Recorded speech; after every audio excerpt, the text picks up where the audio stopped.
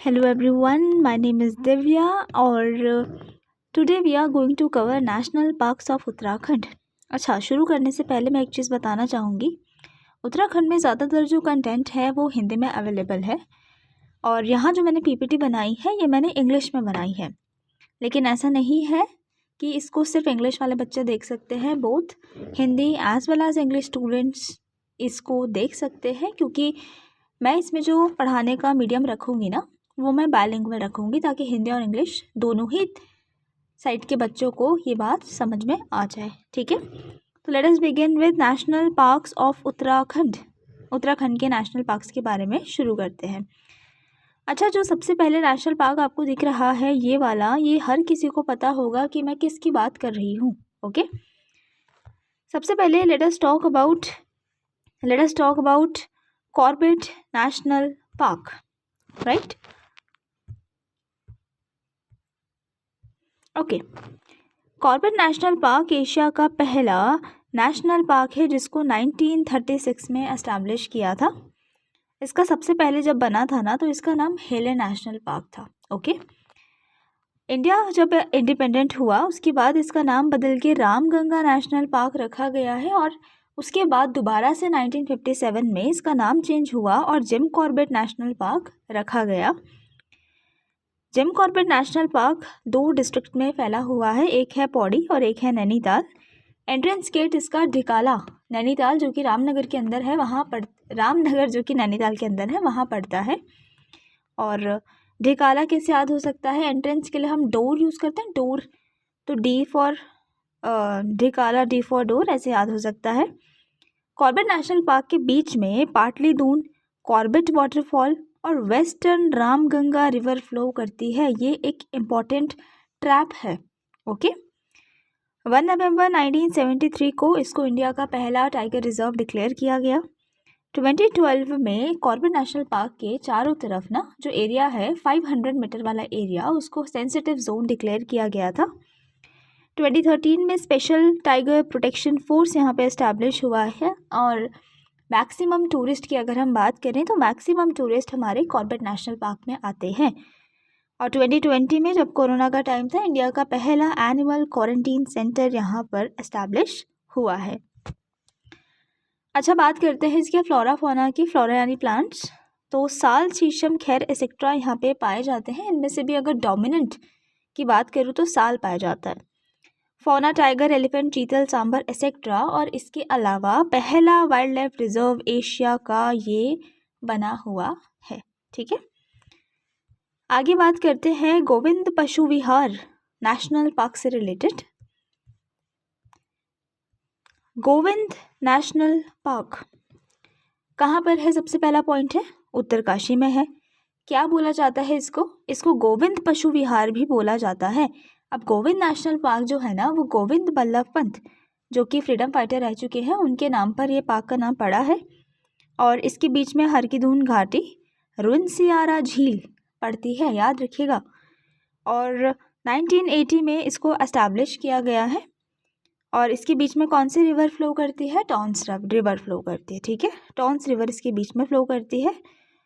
Flora Himalayan birds, देवदार, बांज etcetera. और fauna snow leopard, black bear, musk deer etcetera. ठीक है, अच्छा, अब इसको याद करने का तरीका मैं एक चीज़ बता देती हूँ कि इससे पहले हमने कॉर्बेट देखा, वो 1936 में पहले बना। उसके बाद 1980 में गोविंद नेशनल पार्क बनता है। उसके बाद हमारा नंदा देवी बनता है।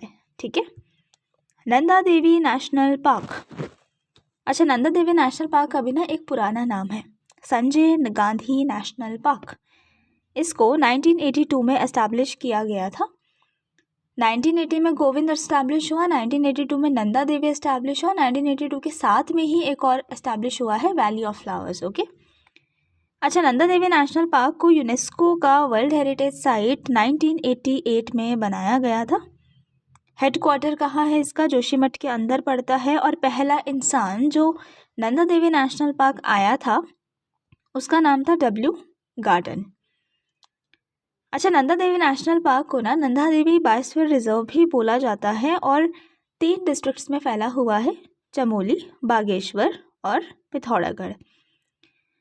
नंदा देवी नेशनल पार्क जो है देखो, नंदा देवी जो बायोस्फीयर रिजर्व है ना, उसके अंदर 2 कोर जोन्स आते हैं। एक है हमारा नंदा देवी नेशनल पार्क, एक है वैली ऑफ फ्लावर्स। तो क्वेश्चन अगर आता है कि नंदा देवी बायोस्फीयर रिजर्व के अंदर कौन कौन से 2 कोर जोन्स हैं, तो नंदा देवी नेशनल पार्क है और एक वैली ऑफ फ्लावर्स है। कमाल की बात कैसे याद कर सकते हैं कि इन दोनों को ही यूनेस्को ने अपने वर्ल्ड हेरिटेज साइट के अंदर लिया हुआ है।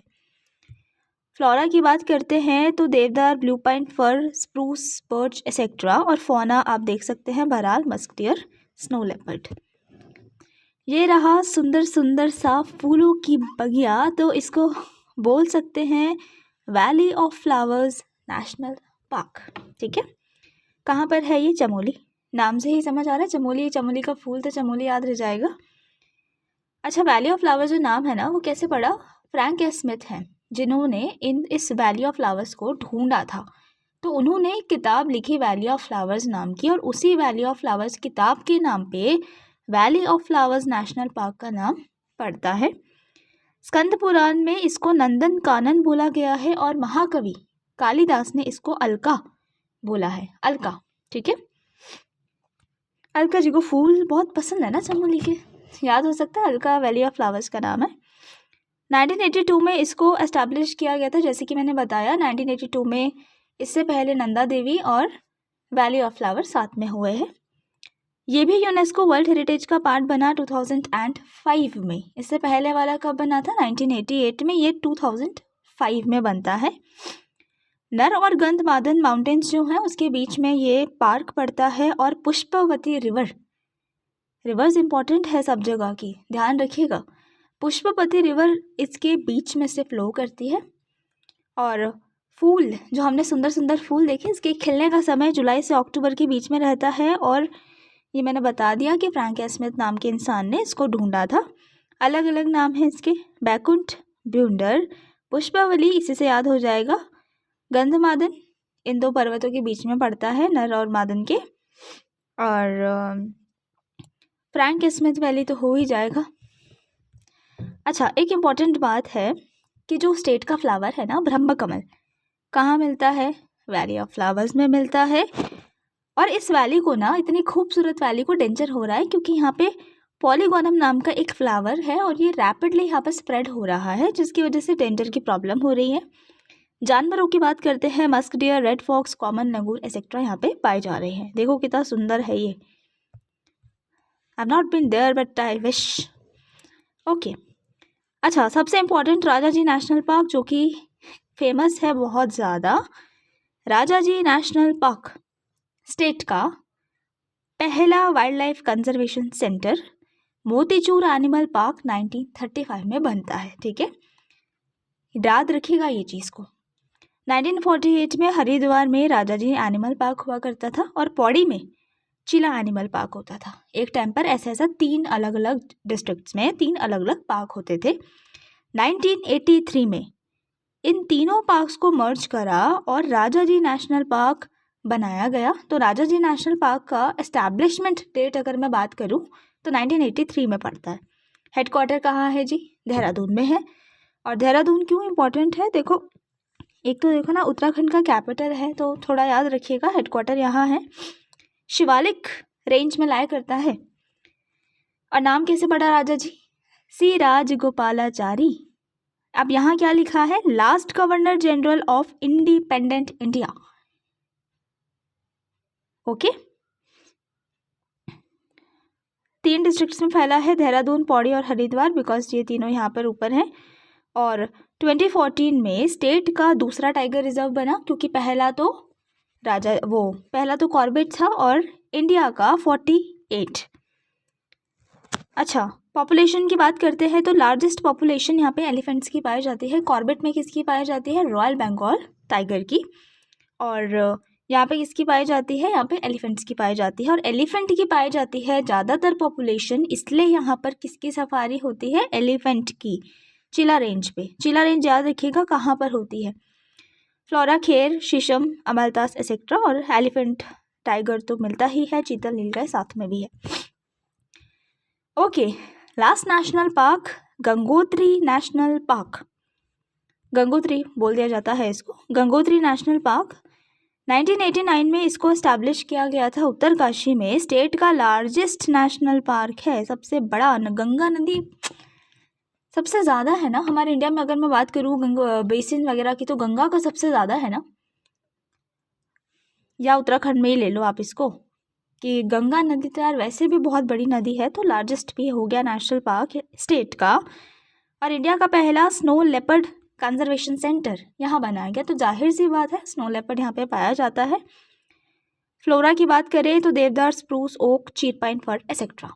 अच्छा, डेट्स की बात करूँ ना, देखो 1989 सबसे आखिरी डेट है गंगोत्री की। 1936 आपको याद रहेगा हिलर नेशनल पार्क का है। इसके अलावा 1980 में और 1982 में गोविंद बना है, 1982 में 2 बने, वैली ऑफ फ्लावर्स और नंदा देवी। ओके, तो एरिया वाइज बात करते हैं, छोटे से बड़ा ये क्वेश्चन आ सकता है पेपर में, तो ये रहा इसका कोड। अच्छा, एक चीज़ ध्यान रखिएगा, वैली ऑफ फ्लावर जो सुंदर सुंदर फूल है ना, वो सबसे छोटा नेशनल पार्क है, और सबसे बड़ा क्या है, गंगोत्री। तो ये तो एज इट इज़ आपको याद होना चाहिए। इसके बीच का कैसे याद करना है ये मैं बताती हूँ, देखो। अच्छा, इमेजिन करिए मैं एक सिचुएशन बोल रही हूँ। नन होती है, नन पता है नन, तो मैंने बोला कि गो कॉर्बेट नन। कॉर्बेट एक नन का नाम है। मैंने कहा गो कॉर्बेट नन, जाओ जाके राजा को गंगा जल दो। And he saying no no no, मैं नहीं दे रहा, मैं क्यों दूँ। तो मैंने बोला गो कॉर्बेट नन, गो, राजा को जाके गंगा जल दो यार तुम। तो गो कॉर्बेट से गोविंद नेशनल पार्क, कॉर्बेट हो गया, नन नंदा देवी, और राजा जी को जाके गंगा दो, राजा जी एंड गंगोत्री। अच्छा, आगे बात करते हैं रिकॉल टेस्ट से रिलेटेड। अब जो अभी हमने देखा उसका रिकॉल टेस्ट करते हैं। तो सबसे पहला क्वेश्चन आ रहा है सामने, which of the following national park of Uttarakhand is correctly matched with the river system flowing through और अलोंग इट। यानी कि इनमें से कौन सा नेशनल पार्क है उत्तराखंड का जो करेक्टली मैच है अपने रिवर के साथ में। तो कुल मिला के पूछना चाह रहा है वो कि नेशनल पार्क और उससे रिलेटेड आपको रिवर बतानी है। जिम कॉर्बेट नेशनल पार्क क्या अलकनंदा के उसमें आता है क्या? नहीं, अलकनंदा कहाँ। क्या राजा जी गंगा में है? यस, राजा जी गंगा में ही है, तो करेक्ट आंसर बी हो गया। नेक्स्ट सवाल आपकी स्क्रीन पे है कि which national park of Uttarakhand was declared a UNESCO world heritage site in 2005 with another protected area.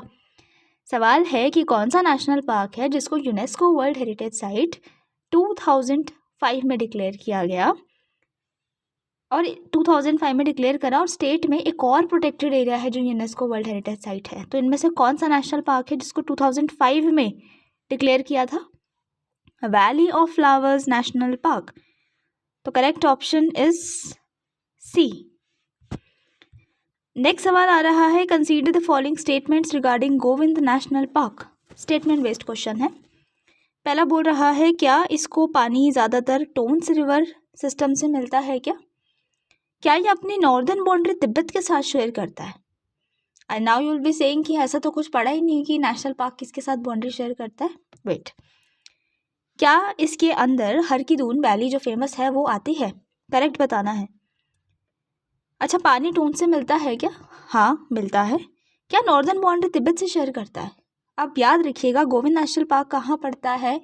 Uttarkashi में। अब याद रखो, क्या उत्तरकाशी तिब्बत से बॉर्डर शेयर करता है? नो, तो ये तो गलत हो गया। तो जहाँ सेकंड गलत हो गया, ये 3 ऑप्शन ऑटोमेटिकली कट गए, ऑप्शन बी सही हो गया, और फेमस हरकी-दून वैली इसके अंदर आता ही है, तो आंसर बी। नेक्स्ट क्वेश्चन आ रहा है, गंगोत्री नेशनल पार्क से रिलेटेड आपको स्टेटमेंट दिए हुए हैं, इनमें से आपको करेक्ट बताना है। क्या ये लार्जेस्ट नेशनल पार्क है उत्तराखंड का बाय एरिया? गंगा बड़ा है, बाय एरिया बड़ा है। यस। क्या भागीरथी रिवर ओरिजिनेट करती है from glacier located inside? Basically वो पूछना चाह रहा है, क्या भागीरथी रिवर गंगोत्री ग्लेशियर से निकलती है क्या, गोमुख गंगोत्री से? यस। क्या ये park cold desert biome of India form करता है? नो, कोल्ड डेजर्ट कहाँ आ गया, कोल्ड डेजर्ट तो लद्दाख में है, तो वाई दिस। तो ऑप्शन 1 एंड 2 इज करेक्ट, तो option A is the right answer. अगला सवाल आ रहा है आपसे कि आपको नेशनल पार्क को स्मॉलेस्ट से लार्जेस्ट, छोटे से बड़ा, अरेंज करना है। सबसे पहले तो देखो सबसे बड़ा क्या है इसमें से, गंगोत्री। सब में गंगोत्री जी है, ओके। अच्छा मैंने कैसे याद कराया था, मैंने बोला था गो कॉर्बेट नन गो, तो गो कॉर्बेट नन गो। अच्छा ये सीधा सीधा ही अरेंज है, तो ऑप्शन ए इज़ राइट। और अगला सवाल है होमवर्क क्वेश्चन, इसमें बताना है कि नंदा देवी नेशनल पार्क को नेशनल पार्क कौन से ईयर में डिक्लेयर किया गया था। ये आंसर आप मुझे कमेंट सेक्शन में बताएंगे। And thank you so much for watching. Now इसके बाद हम देखेंगे मोर जो जीके का उत्तराखंड का जो जीके है उसको आगे topic wise will try to get. तब तक आप इसका आंसर मुझे कमेंट सेक्शन में बताइएगा।